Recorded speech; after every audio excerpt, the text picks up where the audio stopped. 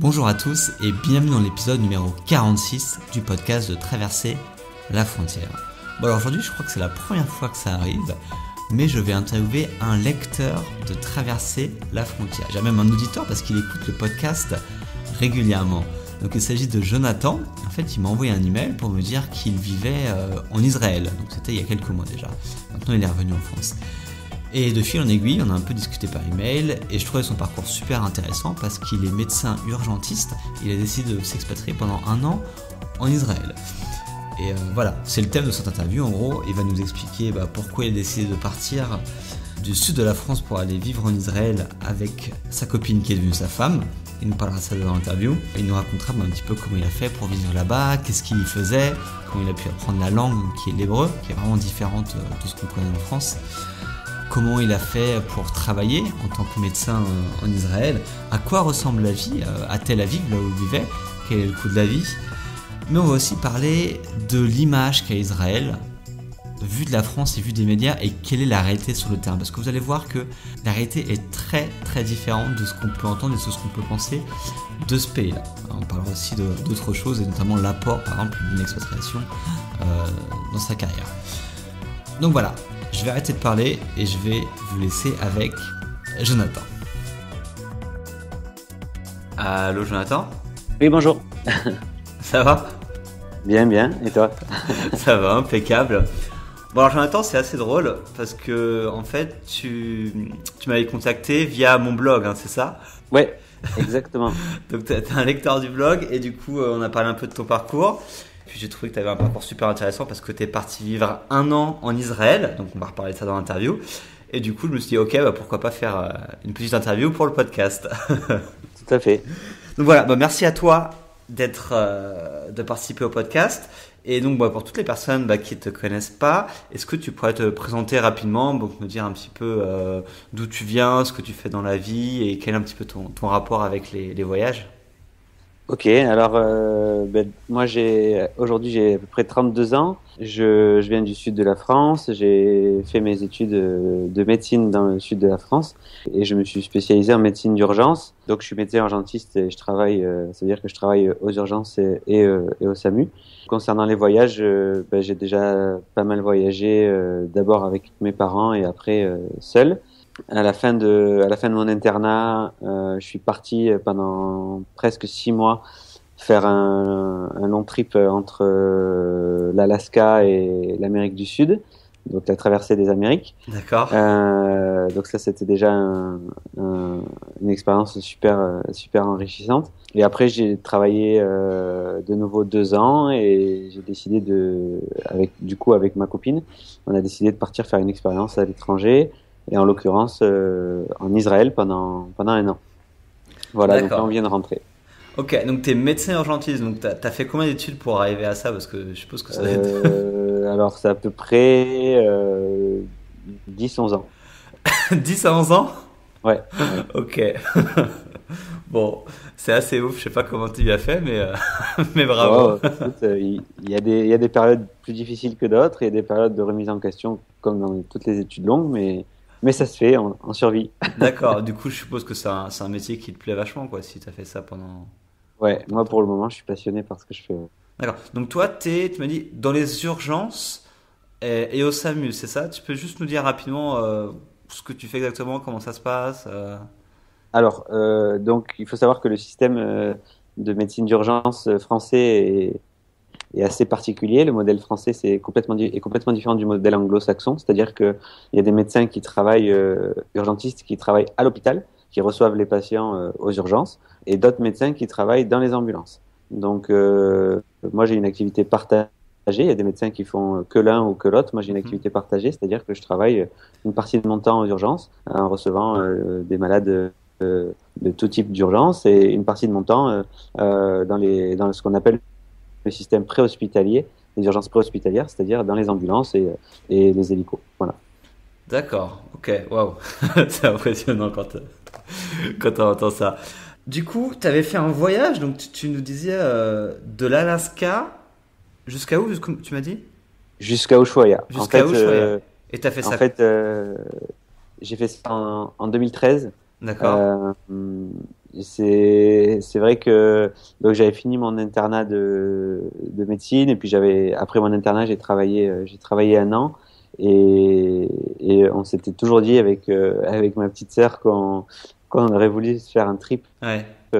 un trip type tour du monde ou quelque chose comme ça ensemble. Et là, on en avait l'opportunité. Alors, je dis qu'on en avait l'opportunité, c'est vrai, c'est pas vrai. Disons on a créé l'opportunité Ouais.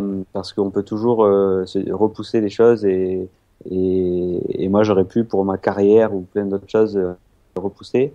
Et là, je me suis dit, pour le moment, c'est ça qui m'apportera le plus. Ouais. Donc, l'un comme l'autre, on a pris le créneau et on a décidé de prendre un break de 6 mois.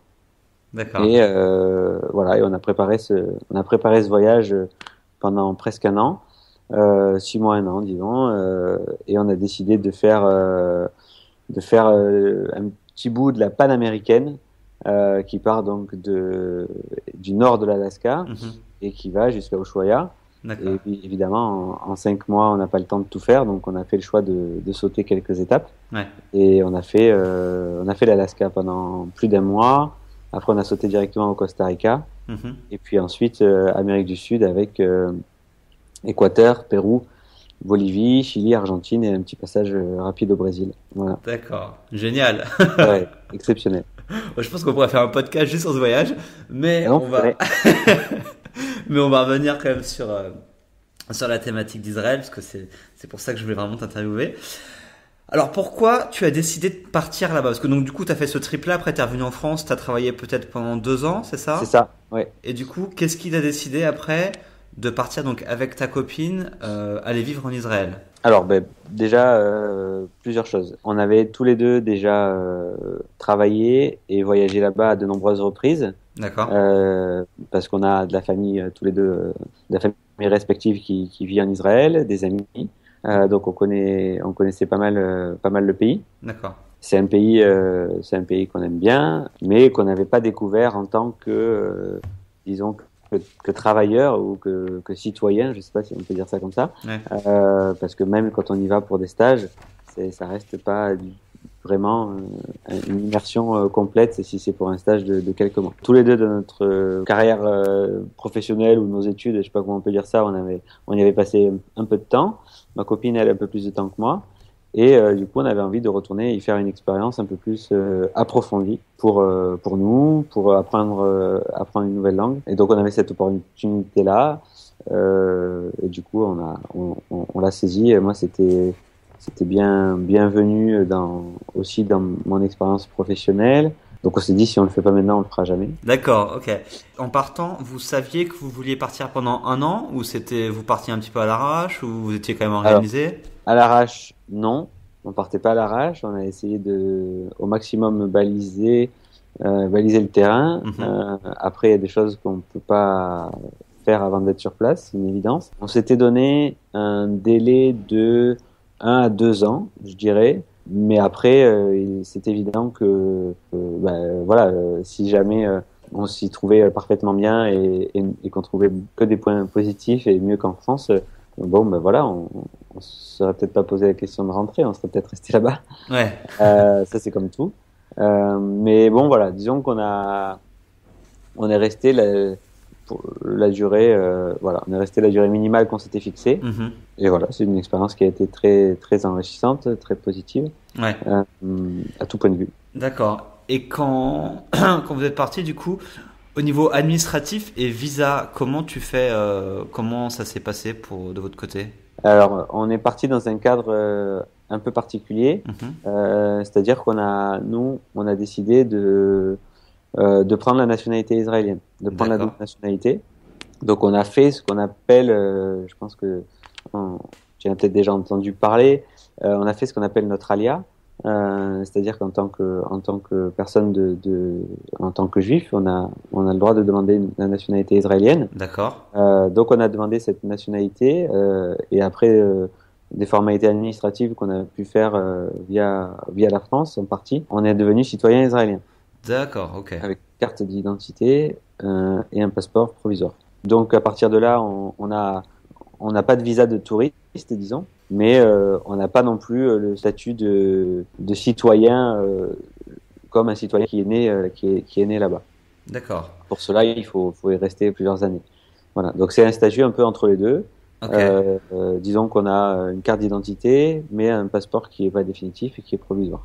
D'accord. Donc du coup, si une personne qui n'est pas de religion juive ne veut pas prétendre à ce type de choses. Alors, Ou- il y a différentes possibilités. Il y a différentes possibilités. Je pense que on va peut-être pas rentrer dans le détail parce que c'est assez compliqué. Soit il y a des permis de résidence, D'accord. soit il y a des permis de travail. En tout cas, il faut bien savoir que c'est un pays d'immigration. C'est un Mhm. pays qui favorise l'immigration. Et donc, dans ce cadre-là, ils ont des démarches assez particulières, assez spécifiques qu'on connaît pas trop chez nous en France. Ouais, d'accord. Ok. Voilà. Et une fois que tu es arrivé là-bas, du coup, qu'est-ce que tu as fait? Parce que en France, tu étais médecin urgentiste, mais je suppose que quand tu es arrivé, t'as pas pu tout de suite être médecin urgentiste, quoi. Comment? Qu'est-ce... Effectivement, plusieurs choses. Ouais. D'abord, il a fallu que je fasse au niveau administratif ma reconnaissance de diplôme. Donc rapidement, j'ai eu ma reconnaissance de mon titre de docteur en médecine. Ça n'y a pas eu de problème, j'ai eu l'équivalence. D'accord. Et ensuite, il fallait que je demande l'équivalence pour mon titre d'urgentiste, à proprement parler. Mhm. Donc ça, c'était un peu plus compliqué. Donc c'est de la paperasse administrative. Et en analysant mon dossier, etc., mes diplômes, ils ont des commissions qui se réunissent et qui décident quelles sont les formalités à faire pour obtenir notre équivalence. Donc moi, il a été décidé que je devais faire 6 mois de stage à l'hôpital, c'est-à-dire que je suis médecin à part entière, mais je suis entre guillemets, sous observation Mhm. pour obtenir mon équivalence de médecin urgentiste. Disons que c'était compliqué au niveau administratif, mais c'est pas si compliqué que ça quant à la durée de stage pour obtenir l'équivalence de diplôme. D'accord. Après, il y a une évidence qui se pose, c'est que on arrive là-bas, la langue officielle, il y a deux langues officielles, c'est l'hébreu et l'arabe, qui sont toutes les deux parlées. Mhm. Tout le monde parle l'anglais, mais c'est pas la langue pratiquée. Donc, il fallait que j'apprenne à parler l'hébreu. D'accord. Et t'avais Avant, des bases avant d'arriver ou pas? très peu, très peu. Ok. Voilà, il faut savoir que donc l'hébreu, c'est une langue qui s'écrit de droite à gauche. C'est des caractères qui sont pas nos caractères. Je lisais un tout petit peu les caractères qu'on voit dans les livres et les journaux, mais par contre, c'est pas les mêmes caractères que quand on écrit à la main. Ok. Voilà, donc en gros, non, on peut pas dire que j'avais de base solide. Et donc du coup, j'ai fait des cours d'apprentissage de la langue écrite et parlée Mhm. pendant 4 mois. D'accord. Donc quand t'es arrivé là-bas, en fait, tu t'es dit, bah, faut absolument que je parle hébreu, donc t'as pris des cours. Voilà, donc des cours intensifs. Donc ça, c'est très bien organisé. Comme je te le disais, c'est un pays d'immigration, donc il y a énormément de possibilités d'apprendre la langue. Ok. L'apprentissage de l'hébreu, on appelle ça aller en cours ça s'appelle l'ulpan. Nous, avec ma copine, on avait décidé de faire un apprentissage intensif, c'est-à-dire qu'on était en cours le matin Mhm. pendant 4 à 5 heures, et c'était 5 jours par semaine, pendant 4 mois. Ouais, donc, ça fait, ça fait pas mal, Voilà. quoi. Donc c'est assez intensif, c'est retourner sur les bancs de l'école, ce qu'on a un peu oublié, et puis avec des devoirs à faire pour le lendemain. Ok.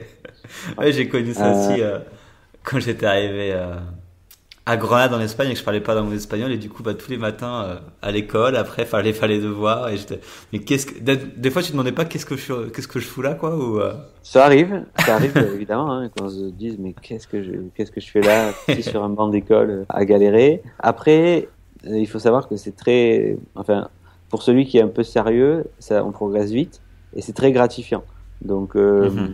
du coup moi je me suis vraiment régalé quoi, je me suis vraiment éclaté à me rendre compte que je progressais très vite, qu'au début j'arrivais pas à dire un mot et qu'après j'arrivais à me débrouiller, à comprendre ce qu'on me disait dans la rue, à la banque, au supermarché, au café, au restaurant. Ouais. Et ça c'est super quoi, c'est vraiment génial. Après il y a une chose, on a mis un point d'honneur, ma copine et moi, à essayer de pas chanter en anglais le maximum, enfin autant que possible, Mhm.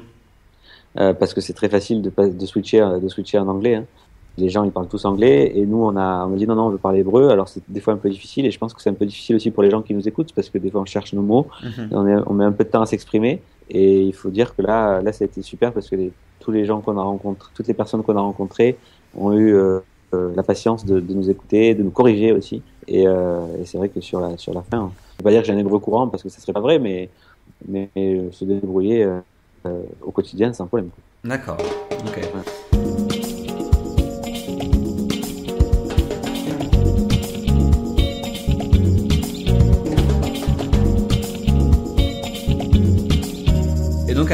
tu as commencé à travailler après ces cours d'hébreu? Voilà. Après, j'ai commencé à travailler à l'hôpital à Tel Aviv. Donc, il faut dire que nous, on habitait à Tel Aviv, donc j'avais choisi l'hôpital de Tel Aviv, et le patron avait accepté que j'aille en stage chez lui. Et voilà, j'ai commencé à travailler à l'hôpital aux urgences. Alors, bon, c'est pas un gros choc quand t'as nos hôpitaux, parce que c'est la même chose, hein, c'est très occidentalisé, c'est une prise en charge répond à tous les standards de notre médecine d'urgence telle qu'on la connaît en Europe, aux États-Unis. Donc là-dessus, il y a pas de, ils ont tous les moyens nécessaires. D'accord. Après voilà, après c'est vrai que c'est notre culture, c'est notre organisation parce que c'est plutôt sur le modèle anglo-saxon américain que sur le modèle français, mais on s'y fait. Hein. D'accord. Donc tout s'est bien passé ou tu as eu quand même des soucis d'adaptation, d'intégration dans le travail? Alors dans l'ensemble ça s'est bien passé. Dans l'ensemble ça s'est bien passé. Après c'est vrai que moi le petit souci que j'ai eu c'est que la médecine d'urgence il faut que ça aille vite et que des fois j'ai les collègues à qui je voulais demander poser deux trois questions, n'ont pas toujours le temps de me répondre parce que c'est vrai qu'aux urgences on n'a pas le temps on n'a pas toujours le temps. Après en rapport avec les patients, c'était génial, mais des fois c'était un petit peu, bon voilà, j'avais un peu de mal il y a certaines choses qui ont été un petit peu difficiles plutôt dans le contact avec mes confrères que dans le contact général avec les patients, mais bon, c'est vrai que c'est pas facile et je sais pas, je pense que ça serait aussi difficile pour un Israélien qui vient en France. Ouais. Et Tel Aviv, du coup, parce que tu as vécu là-bas pendant un an, Ouais. ça ressemble à quoi comme ville?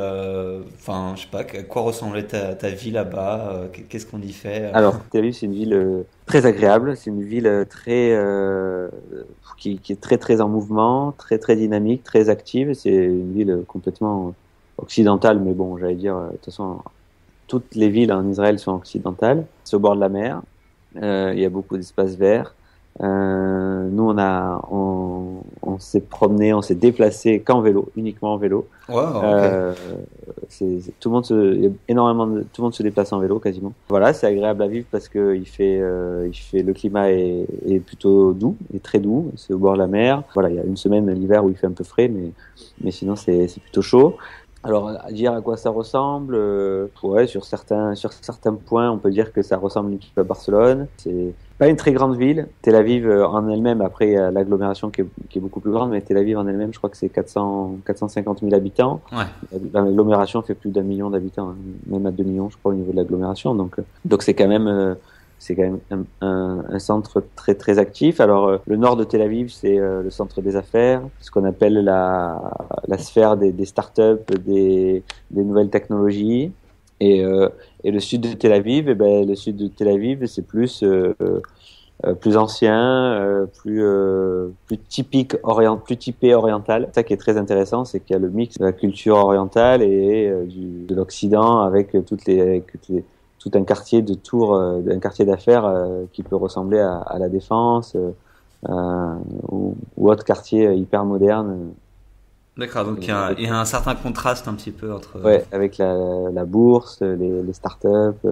Voilà, c'est très dynamique et tout ça se mélange très bien en fait. D'accord, et ça coûte cher de vivre à Tel Aviv pour se loger, pour se nourrir, etc. Ça ressemble à quoi? Alors, le logement est cher. Je dirais que le logement, on est dans une gamme de prix qui pourrait être comparable à Paris, carrément. D'accord. Le quotidien, il est moins cher que chez nous. La nourriture est moins chère. La nourriture, les fruits, les légumes, ça coûte rien. Tout est produit sur place. Après, les restaurants, je dirais que il y a de tout et que c'est comparable à une ville comme Barcelone ou Marseille.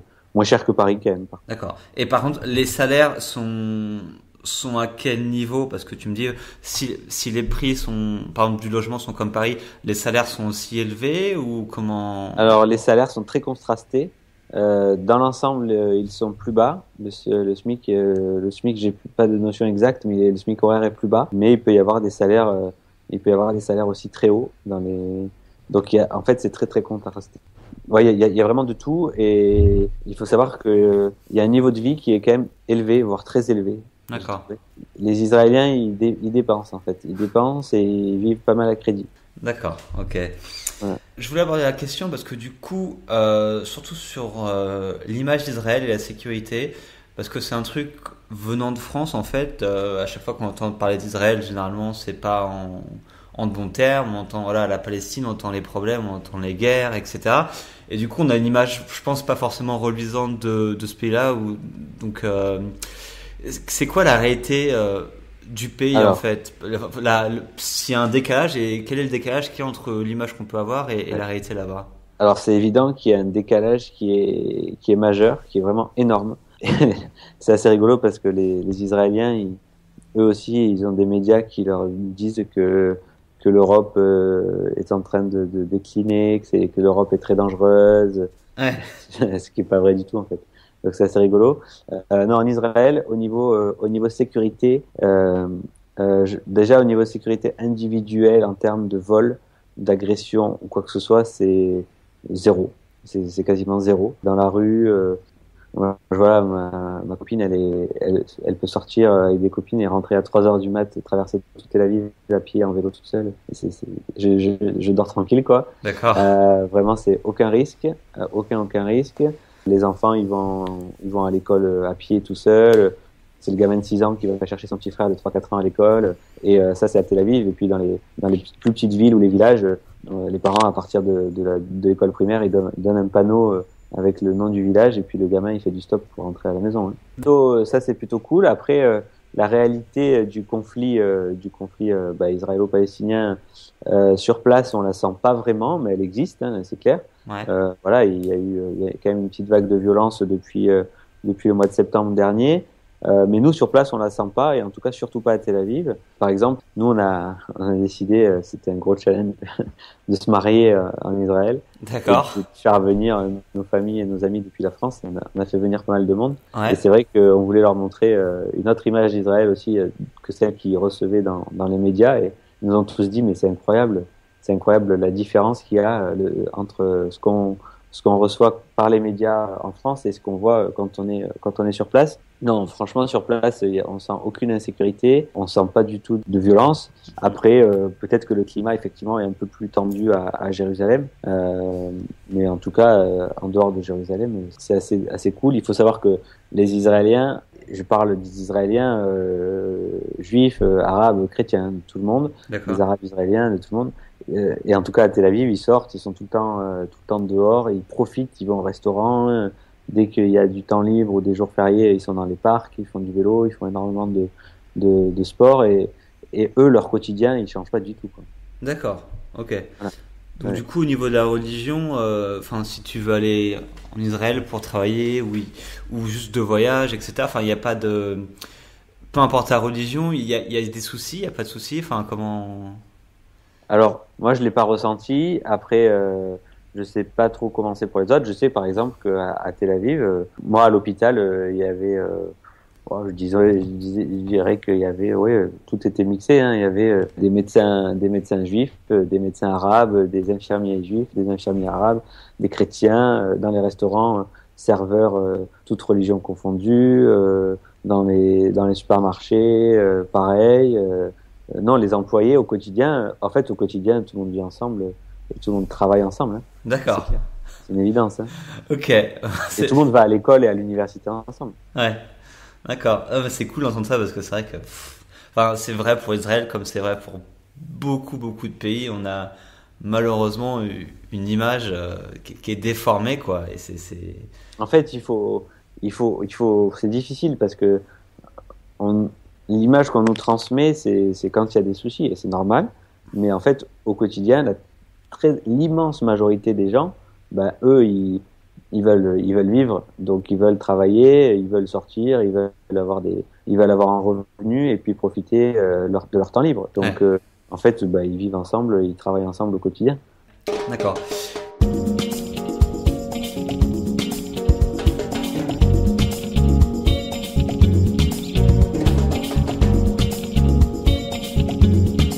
Et toi, en revanche, parce que du coup, ça fait quelques mois que tu es revenu en France. Qu'est-ce que ça t'a apporté cette expatriation d'1 an en Israël? Tu sens qu'il y a des choses qui ont changé, des choses que tu as apprises? Est-ce que tu vois qu'il y a plus de bénéfices ou enfin? Ah ouais. Oui, clairement oui. Alors donc moi je suis rentré fin mars, donc ça fait là ça fait à peu près un mois. D'accord. En fait, c'est sûr que qu'il y a des choses que j'aimais beaucoup en Israël et que je retrouve pas ici. Et il y a des choses que je retrouve ici que j'avais pas en Israël. Hein, c'est comme partout. Mhm. Et en fait, en Israël, les gens sont francs et directs. Il y a peu de retenue.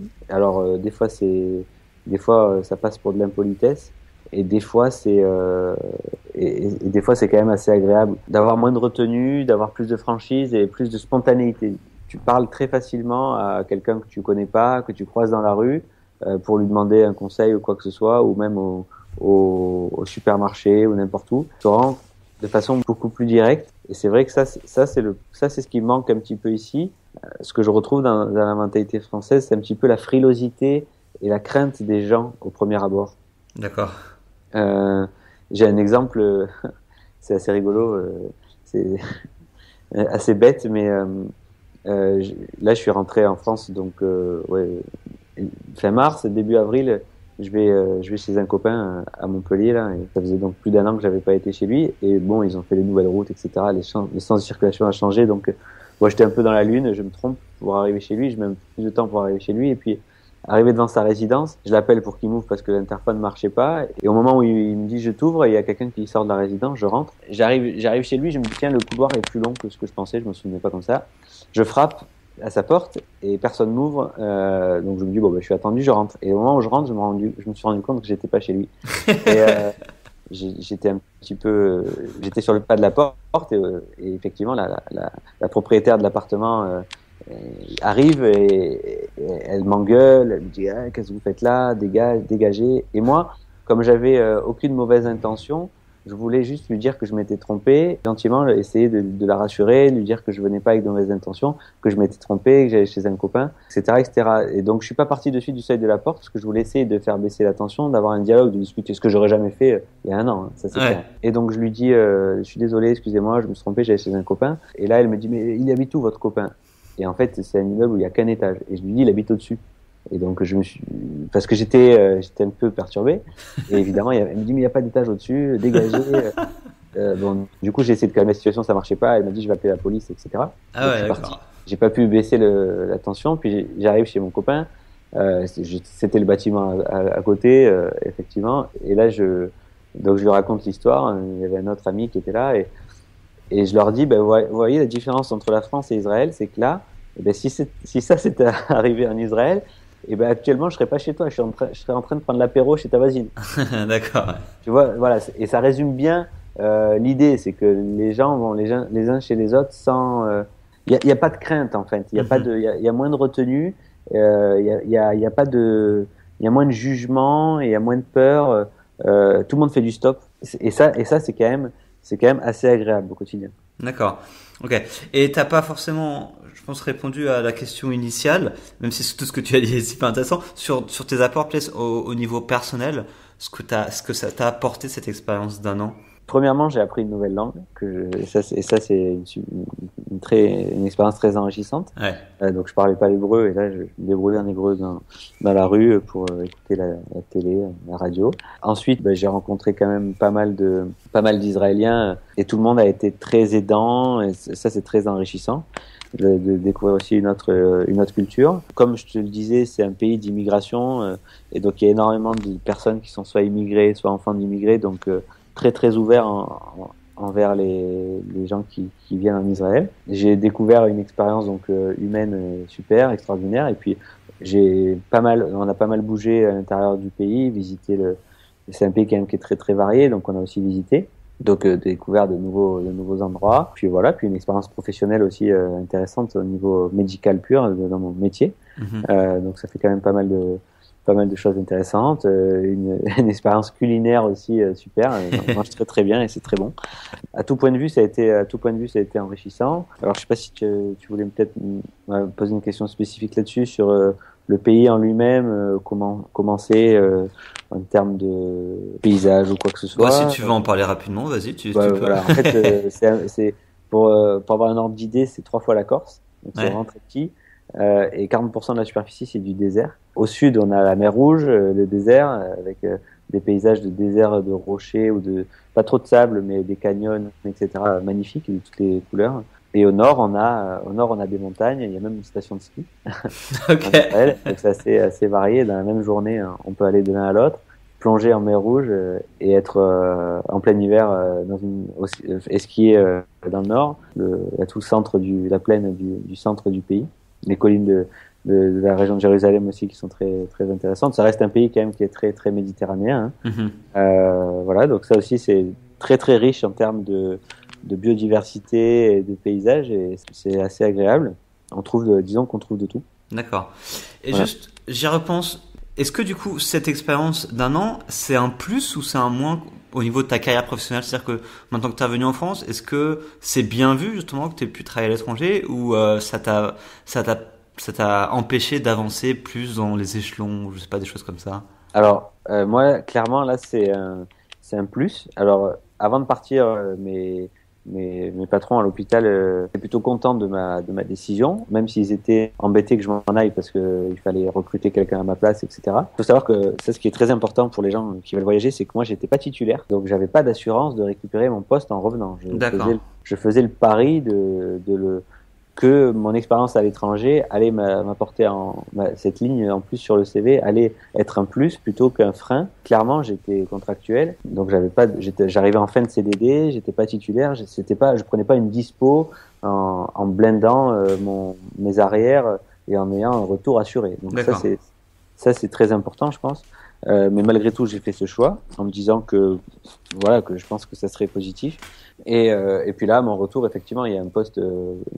Les, Mes patrons me reprennent au même poste auquel j'étais. Ils ont fait en sorte de me trouver un poste, etc. Donc je reprends là bientôt. Et eux, ils sont pas enchantés de mon expérience. Ils sont très preneurs de partager les différences et les points communs entre ce qui se fait en Israël et ce qui se fait en France. Et puis moi, ça a été très très bien accueilli. Après, je peux pas garantir que ce soit la même chose partout. Ok, ça marche. Et du coup, vu qu'on arrive à la fin de l'interview, est-ce que tu comptes rester en France pendant longtemps ou tu comptes repartir? C'est quoi le plan là pour les années à Euh, venir? alors, juste, je crois que si ça te dérange pas, on a juste oublié de dire un petit mot sur quelque chose quand même qui est assez important en Israël. C'est que c'est une société qui va de l'avant tout le temps, qui est hyper créative. Ok, Et on appelle la Startup Nation. Donc, c'est-à-dire qu'ils n'arrêtent pas d'inventer, de créer. Et la place est donnée à à tous ceux qui veulent avoir des idées. N'importe lequel qui a une idée, il peut, même si elle est complètement folle, son idée, il y va, il fonce, et on va pas le regarder de travers, on va pas le regarder avec des gros yeux. Et surtout, quelqu'un qui a une idée originale, il va la lancer. Il va se casser la figure, il va en créer une autre, il va peut-être se recasser la figure, et puis à la troisième, il va faire quelque chose qui va marcher, il va revendre son concept, etc., etc. Et cetera. Et ça, c'est très important. Ça va aussi dans ce que je disais, la frilosité un petit peu européenne, c'est-à-dire qu'ici, si on crée une boîte, si on crée un concept et qu'on demande un emprunt à une banque et qu'on se casse la gueule, et ben la deuxième fois, on pourra pas le faire, quoi. mhm, Et là-bas, c'est pas le cas. Les gens qui ont réussi et ben avant de réussir, ils ont fait peut-être plusieurs projets, plusieurs concepts qui se sont cassés la figure. d'accord. Et ça, c'est très très dynamique et très intéressant. En fait, la chance est donnée à tout le monde. La vie est dure parce que tout le monde se bat, mais la chance est donnée à tout le monde. Et celui qui a une idée, et ben il peut assez facilement essayer de la développer. D'accord. Voilà. Ok. Euh, Effectivement, ouais, c'est un point important. ouais. Voilà, Je donc moi, comprends. en ce qui concerne mon projet de vie, j'avoue que l'envie de bouger, elle est encore là. Elle est commune avec ma femme et moi. On a encore envie de bouger. Dans l'immédiat, pas de projet concret. Mhm. Peut-être un petit peu se stabiliser. Mais pourquoi pas repartir dans quelques années quelque part, que ce soit dans les dom-toms ou à l'étranger. Hein. Il y a plein de possibilités. Alors, j'aimerais bien encore faire des voyages longs. Ouais. Euh, Et puis après des expériences professionnelles ailleurs qu'en métropole, oui, pourquoi pas, si c'est possible. Ouais. Ok, super. On va s'arrêter là-dessus alors. Merci beaucoup, Jonathan. Eh bien, merci à toi, je t'en prie. Espérons que ça inspire peut-être certaines personnes à aller en Israël ou dans d'autres pays s'ils sont médecins et que oui, c'est possible de travailler à l'étranger. Et ouais, la preuve. Oui, c'est La possible. preuve. Ok, bah merci et puis bah, bon courage pour la suite. Merci beaucoup. Allez, Au à revoir. bientôt. Au Ciao. revoir. Et voilà, l'interview avec Jonathan est maintenant terminée. J'espère que ça vous a plu. Et comme vous avez pu voir, bah, l'image d'Israël et la réalité d'Israël est vraiment différente. Et vous pouvez voir aussi que le métier que vous pouvez faire en France, vous pouvez aussi l'exercer dans d'autres pays. Si vous le voulez, des possibilités existent vraiment. Merci beaucoup à Jonathan d'avoir participé au podcast. Merci beaucoup à lui parce qu'en plus il m'a contacté et tout. Enfin, c'est vraiment cool d'avoir un auditeur qui passe de l'autre côté de la barrière. Et merci à toi d'écouter encore ce podcast. On se retrouve très très vite. À bientôt. Ciao.